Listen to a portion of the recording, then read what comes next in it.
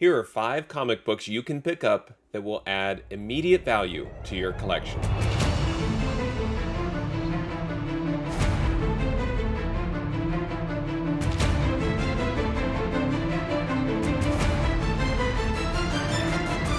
Hey there, in this video I'll be reviewing 5 comic book value picks from mid-June 2022 that I shared on social media and compare the values I shared at the time with the current values in a retrospective format here so we can review how the values have changed since then.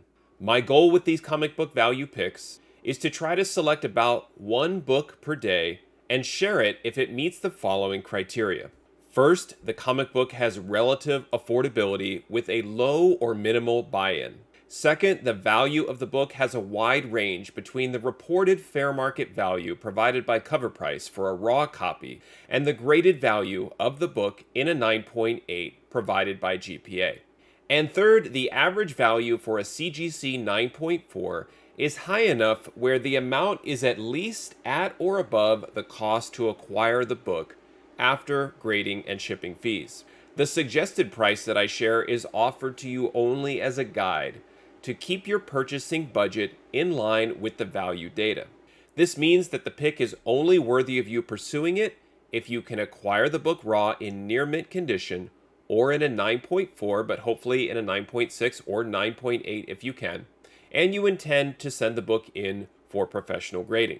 Now, let's get to the picks. On June 14th, 2022, I shared Transformers number 11 from December 1985, written by Bob Budiansky, with pencils and cover art by Herb Trimpe.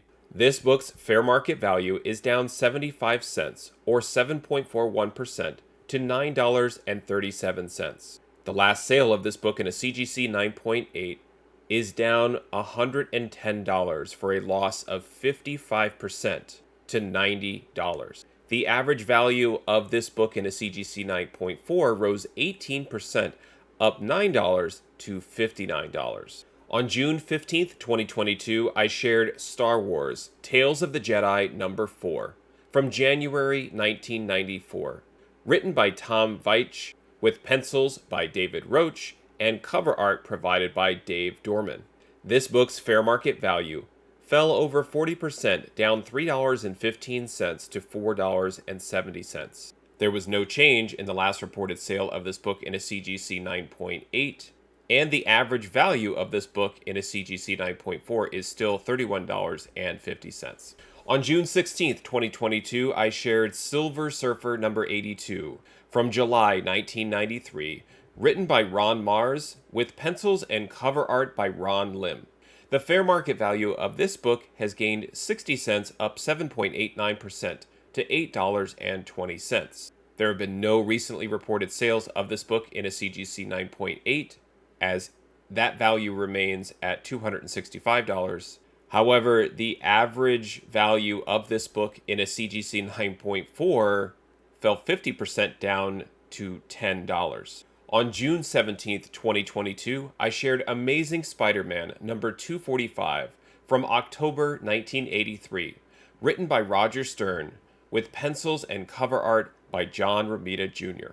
This book lost almost 64% of its fair market value, down $13.52 to $7.74. There was no change in the last reported sale of this book in a CGC 9.8, and the CGC 9.4 average also remains unchanged. On June 18th, 2022, I shared Classic X-Men number 1 from September 1986, written by Chris Claremont, with pencils by John Bolton and cover art by Arthur Adams. This book lost $10.96 of its fair market value, down 49.37% to $11.24. The last reported sale of this book in a CGC 9.8 remained unchanged at $415, as did the CGC 9.4 average, holding at $50. Okay, so these 5 books I think are a pretty good example of what's going on in the market right now. 4 out of 5 of these books lost a significant amount of its fair market value, with only Silver Surfer number 82 just going up slightly. and no recently reported sales of these books slabbed in a CGC 9.8 or 9.4 that really moved the data one way or another.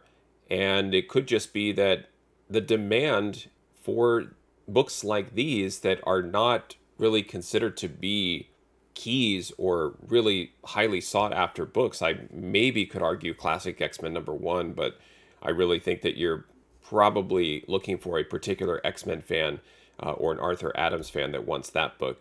And even Amazing Spider-Man 245, I've talked about that title kind of being somewhat of a reliable and consistent investment. That book actually lost the most off of its fair market value out of the 5 books here, down around 64% in the fair market value. Now, my goal with these picks is to provide the relative affordability. So the fact that the fair market value went down and maybe is closer to my original suggested price, that's not necessarily a bad thing.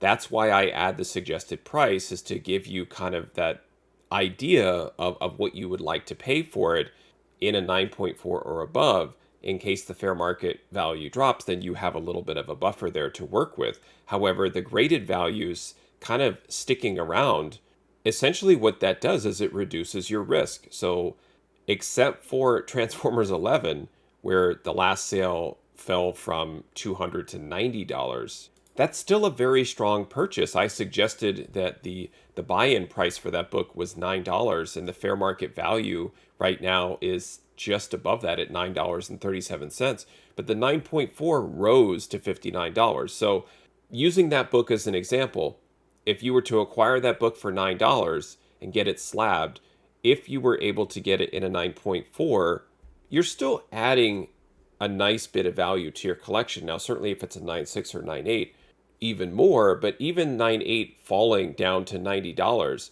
for a $9 buy-in plus grading fees and shipping and everything, that's still, in my opinion, a pretty strong investment there.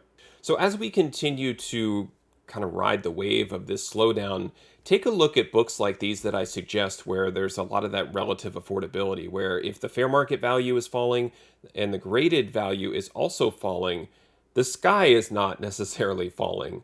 If you can get a $20 book for $10, that slab used to be worth $200, that's now worth $100, it's still considered to be a good investment for you.